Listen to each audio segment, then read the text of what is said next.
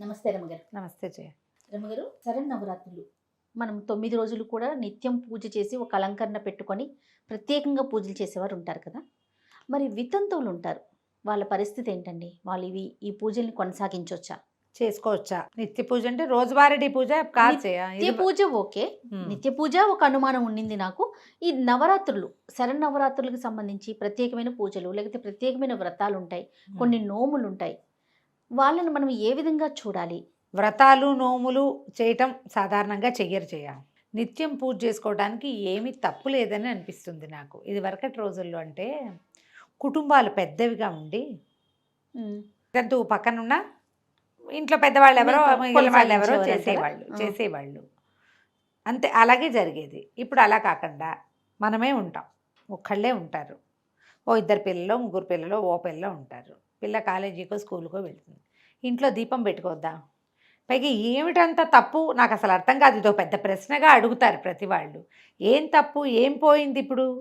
వితంతువు అంటే తంతువు లేని వాళ్ళు పెళ్లిలో కడతారు తంతువు. మంగళ్యం తంతునా నేనందా? తంతు అంటే అదేదో కాదు, తంతువు దారం. తంతువు ఈ కట్టే దారం ఉంది చూసావా, అది తంతువు అంటే. ఆ తంతు లేదు ఇక్కడ, వితంతువు అంతే. ఇప్పుడు విధవ అన్నా కూడా అదేం తప్పు చెడ్డమాట కాదు, అది తిట్టు కాదు. విధవ అంటే ధవుడు లేనిది అని, భర్త లేనిది అని అర్థం. తెలుగు పదం కాదు, సంస్కృతమే. వితంతువు సంస్కృతమే, విధవ సంస్కృతమే. దాన్ని ఒక తప్పుగా లేదా భావించేస్తున్నారు. అలా ఏం లేదు, ఒక పదం, అది ఒక వర్డ్ అంతే. భర్త లేడు అని చెప్పడం కోసం. లేకపోతే పూర్వ సువాసిని. సువాసిని అంటే ముత్తైదువని, భర్త ఉన్నది, అన్ని రకాలు ధరించేది, అన్ని అలంకారాలు ధరించేది. పూర్వ సువాసిని అంటే ఇది వరకు దాన్ని ధరించేది, ఇప్పుడు ధరించట్లేదు, ధరించే అవకాశం ఆవిడికి లేదు. అంటే ఏవి ధరించకూడదు, ఇవన్నీ బోల్డ్ ప్రశ్నలు ఉంటాయి. వివాహంతో వచ్చినవి తీసేయాలి. ఎవరితో వివాహం అయిందో ఆయన లేరు కాబట్టి. ఇప్పుడు మిగిలిన సామాగ్రి ఉంది కదా, బొట్టు, పువ్వులు, గాజులు, అలంకారాలు, ఇవన్నీ కూడా ఏమిటంటే చూడ్డానికి అలంకారం కదా, అంతేనా? అవి చిన్నప్పటి నుంచి పెట్టుకుంటున్నాం, పుట్టినప్పటి నుంచి పిల్లలకి బొట్టు కాటిగా పెడతారు. అవి మానేయాలా, మానేయక్కర్లేదా? ఈ కాలంలో అడగాల్సిన ప్రశ్నలు కాదు, మనం చాలా వెనకబడి ఉన్నట్టు. ఊరికే ఒక డిస్కషన్ లాగా చేస్తున్నాం, నాకైతే ఇష్టమే లేదు, మాట్లాడుతున్నాను అంతే. ఇప్పుడు ఒక అలంకరణ సామాగ్రి, భర్త ఉంటే భర్త కోసం, భర్తతో పాటు చక్కగా బాగుండటానికి అలంకారం. ఆయన వెళ్ళిపోయాక ఈ అలంకారం చేసుకుని ఏం చేస్తుంది?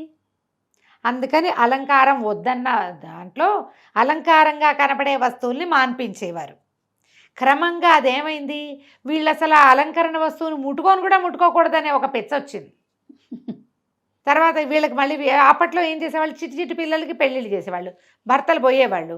ఈ పిల్లలు కాస్త కొంచెం నదరగా ఉంటే ఎవరికన్నైనా పడుతుంది, విపరీత ప్రవర్తన ఏమైనా వస్తుందని జుట్టు కూడా ఇచ్చేసేవాళ్ళు.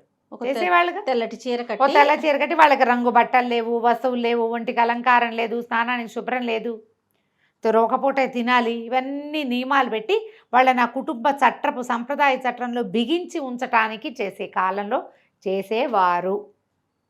అది మనం ఒక్కళ్ళమే కాదు, భారతదేశంలో చాలా ప్రాంతాల్లో ఉండేది. దురాచారం, ఏవైనా అనాచారాలు వస్తాయేమో, పనికిరాని పనులు అవుతాయేమోనని ముందుగానే దురాచారం దాన్ని మొదలుపెట్టి దురాచారంగా పరిణమింపజేశారు. జాగ్రత్త కాస్త అతి జాగ్రత్తగా మారి దురాచారం అయిపోయింది. క్రమంగా వాళ్ళు ఎదురు పడకూడదు, వాళ్ళు కనపడకూడదు, వాళ్ళు అది చేయకూడదు, వాళ్ళు ఇదిగా పనికిరాదు, వాళ్ళ అక్షింతలు ముట్టుకోకూడదు, పసుపు ముట్టుకోకూడదు, కుంకం ముట్టుకోకూడదు, ఏవీ ముట్టుకోకూడదు. ఇప్పుడు తల్లి తండ్రి గతించాడు, పిల్లకి పెళ్ళవుతోంది, అమ్మతో అక్షింతలు వేయించుకోదు పిల్ల. మరి తల్లి దీవెన లేకపోతే ఇంకా భగవంతుడు దీవించినా వృధాయే కదమ్మా, చెప్పు. అవును. ఎందుకు వచ్చిన మాటలు ఇవన్నీ? ఇప్పుడు మనం ఎందుకు మాట్లాడుకుంటున్నాం వీటి మీద? అసలు ఈ ప్రశ్న ఎందుకు? పైగా ఏదో చేసేయాలని వీళ్ళు అనుకుంటారు. ఇప్పుడు కాలం ఎలా అయింది, మనకి పునర్వివాహాలు చాలా సహజంగా అయినాయి. విధవా వివాహం ఉంది, లేకపోతే సెపరేట్ అయిన వాళ్ళు పెళ్ళిళ్ళు చేసుకోవటాలుగా చాలా న్యాచురల్గా ఉన్నాయి. వాళ్ళు వీడోనో ఇంకోటో ఎవరికీ తెలియదు. మామూలుగా ఉన్న వాళ్ళే చక్కగా మొగుడు అన్నీ ఉండి కూడా బొట్టు కటక లేకుండా, మెళ్ళో ఏం పెట్టుకోకుండా, సూత్రాలు ఎక్కడో బీరువాలో పెట్టి, ఫ్రిడ్జ్లో కూడా పెట్టి అప్పుడప్పుడు తిరుగుతున్నారు. ఉంటే ఏమిటి, లేకపోతే ఏమిటి? మీరు దేనికి విలువిస్తున్నట్టు? మామూలు రోజుల్లో ఎప్పుడు సూత్రాలు గీత్రాలు వేసుకోరు, గాజులు వేసుకోరు, చెవులకి ఏం పెట్టుకోరు, అలాగే తిరుగుతారు. ఏదైనా పూజలు రాగానే మొత్తం అలంకారాలని అమ్మవారు వెళ్ళే అలంకరించుకుని సువాసనలు చెయ్యాలి, పూర్వ సువాసనలు చేయకూడదంటే నిన్నటిదాకా నువ్వు అటగే తిరుగుతున్నావు కదా. ఎవరికైనా ఇంకోళ్ళు అనేందుకు అవకాశం ఏది ఇప్పుడు? అసలు ఎవరిని ఎవరు ఏది అనలేని పరిస్థితి, అనలేని స్థితికి వచ్చాక ఈ ప్రశ్న ఎందుకు? పూజ చేసుకోవాలా వద్దా? పూజ చేసుకోవచ్చు. ఇందులో పెద్ద పెద్ద ప్రవచనకర్తలు, మనం క్యాజువల్గా మాట్లాడతాం జయ్య, ఏదో ధర్మశాస్త్రం పెద్దవాళ్ళు చెప్పింది పాతకాలపు పద్ధతులకి ఇప్పటికీ తేడా గురించి మాట్లాడతాం. ఇవి కాకుండా ఇంకా బాగా శాస్త్రపారాయణం చేసిన పెద్దవాళ్ళల్లో కొంతమంది, ఒకరు చాలా పెద్దవారు చెప్పింది నేను ఇదివరకు విన్నది, ఎప్పుడు భక్తి టీవీలో అలా విన్నట్టు జ్ఞాపకం. ఆయన ఏం చెప్పారంటే, అసలు వీళ్ళేవి మన మంగళ ద్రవ్యాలు ముట్టుకోకూడదు, ఇలా ఉంది వేదంలో, తర్వాత మీ ఇష్టం అని చెప్పారు. పసుపు కుంకుమ అక్షతలు అలాంటివి తీయకూడదు, పుష్పాలు ముట్టుకోకూడదు, స్వామికి దేవుడికి ఏదైనా చక్కగా చదువుకోవచ్చు, పారాయణ చేసుకోవచ్చు, పురాణ పఠనం చేయొచ్చు, పురాణ శ్రవణం చేయొచ్చు. తులసి, తర్వాత బిల్వదళాలు, తర్వాత ఏమో మన గన్నేరు పత్రాలు, ఇవి దేవుడి మీద వేయచ్చు, పువ్వులు అవి వేయకూడదు అన్నట్టుగా చెప్పారు. ఓకే.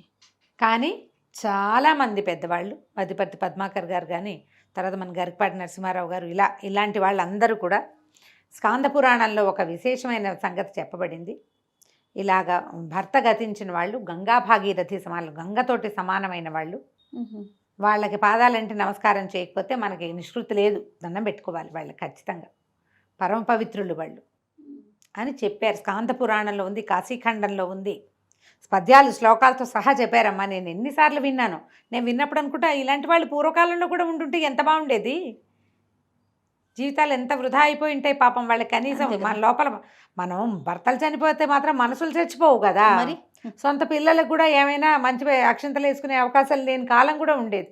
వీళ్ళంతా ముందే ఉండుంటే బాగుండేది. ఇప్పుడు మనం ఏమీ పాటించట్ల, మనం ఏది కావాలంటే అది చేసుకుంటాం. అందరూ పెద్ద పెద్ద బొట్లు పెట్టుకునే వాళ్ళు ఉన్నారు. ఇప్పుడు మన సమాజం మనది ఎలా మారాలి? వాళ్ళకి బొట్టు పెట్టే ధైర్యం కావాలి మనకి. ఏమైనా అదేదో అయిపోతుందేమోనని భయపడకూడదు, వాళ్ళతోటి బొట్టు పెట్టించుకోవాలి. ఈ రెండు చేయగలరా?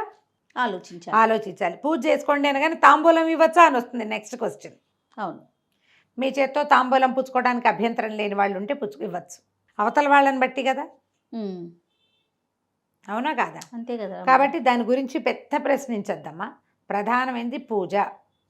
పూజ తర్వాత వాయనము తాంబూలము అవి ఆలోచించద్దు. మిగిలిన జనరల్గా వ్రతాలు నోములు భర్తలతో కలిసి చేసుకునేవి. తర్వాత భర్తల తాలూకు అంటే మాంగళ్య బలం పెరగటం కోసం చేసుకునేవి. అవి వీళ్ళు చేయలేరు కదా, వాళ్ళు లేరు కాబట్టి కదా. ఇప్పుడు ఈ దసరా పూజల్లో రోజుకొక అవతారం వేస్తారు, అన్నపూర్ణాదేవి వేస్తారు, అన్నపూర్ణాష్టకం చదువుకోవచ్చు, ఎవరికైనా భోజనం పెట్టచ్చు, నమస్కారం చేసుకోవచ్చు. అంత మటుకు ఏ తప్పు లేదు.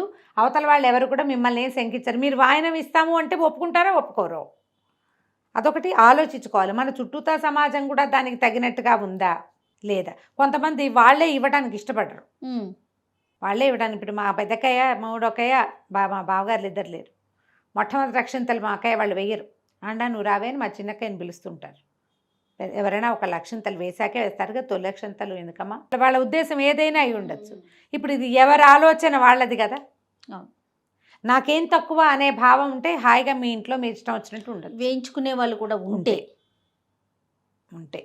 అది ఇది పాయింట్ కదా. ఇది పాయింట్ అమ్మా. మన పిల్లలే అనుకో, సొంత పిల్లలు, వాళ్ళకి మనమే మనకి వాళ్లే కాబట్టి అక్కడ ఏమీ లేదు. కానీ మనం 10 మందిలోకి వెళ్ళేటప్పుడు మాత్రం అంత చొరవ చేసి వాళ్ళు ఏదైనా అంటే అన్నారో అని బాధపడకూడదు, చొరవ చెయ్యొద్దు.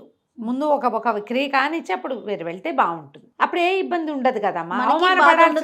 అవమానపడాల్సిన బాధ ఉండదు, అంత పెద్ద ఇబ్బంది ఏం లేదు. అది తప్పు కాదు. ప్రధానమైనది ఏంటంటే అవతల వాళ్ళ ఒప్పుదల కూడా దీనికి అవసరం.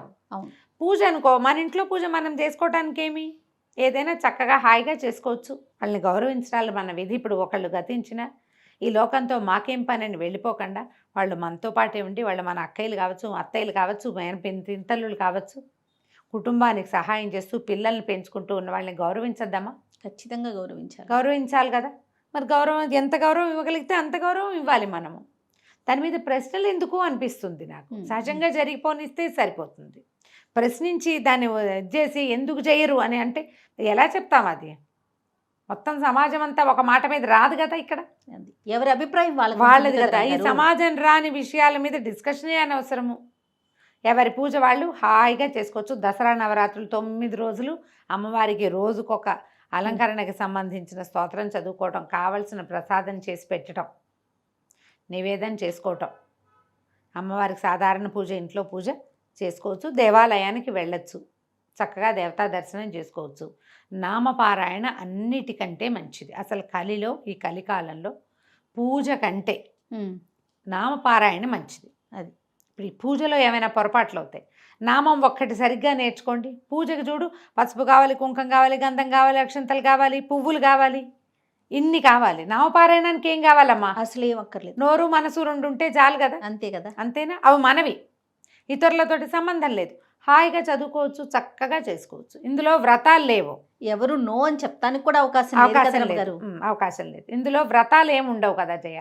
9 రోజులు 9 అవతారాలు, 9 రకాల స్తోత్రాలు చక్కగా చేసుకోవటం, ఒక దండం పెట్టుకోవటం. నా ఉద్దేశం మాత్రం దీని మీద పదే పదే ప్రశ్నించద్దు. కాలంతో పాటు వెళ్తే మంచిది.